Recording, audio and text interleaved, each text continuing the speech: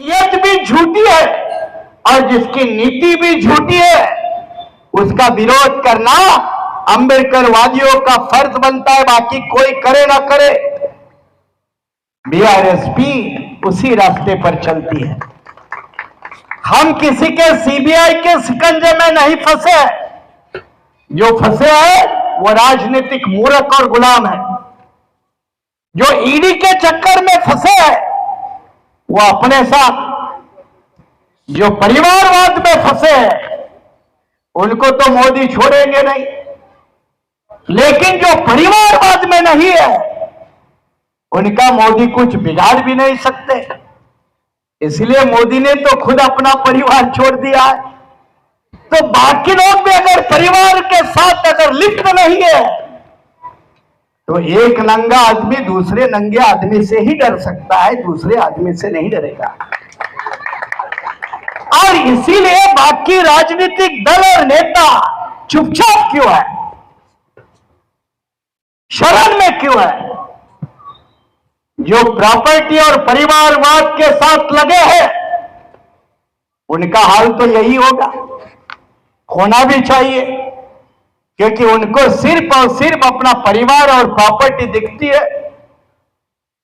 जिनको अपना परिवार और प्रॉपर्टी दिखती है वो किसी के भी नेता नहीं होने चाहिए, सवर्ण समाज के भी नहीं होने चाहिए और अंबेडकरवादियों के भी नहीं होने चाहिए, क्योंकि अंबेडकरवाद भी किसी परिवारवाद को जन्म नहीं देता।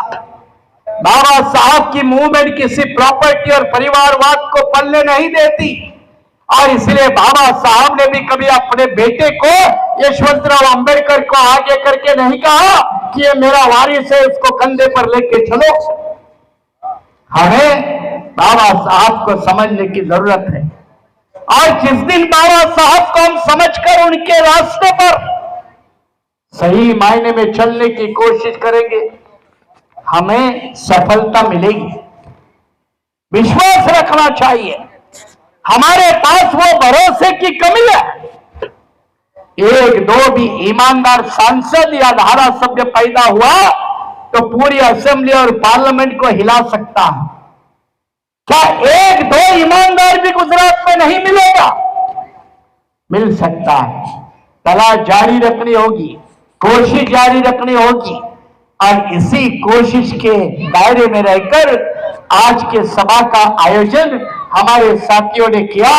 उनका शुक्रिया अदा करते हुए बीआरएसपी गुजरात में जरूर नहीं है, लेकिन मैंने कहा पार्टी का नाम से कुछ नहीं होता। सवाल यह है कि क्या अंबेडकर आंदोलन जिंदा है या मरा है, और अगर जिंदा रखना चाहते हो तो बीआरएसपी उसका जरिया बन सकती है, उसका माध्यम बन सकती है। इसलिए इसको पार्टी ना मानकर बाबा साहब अंबेडकर के आंदोलन को पुनर्जीवित करके साहब श्री कांशीराम जी के रास्ते पर पूरे देश में दोबारा इस मूवमेंट को खड़ी करके मनुवादियों के छाती पर उठकर बैठेंगे।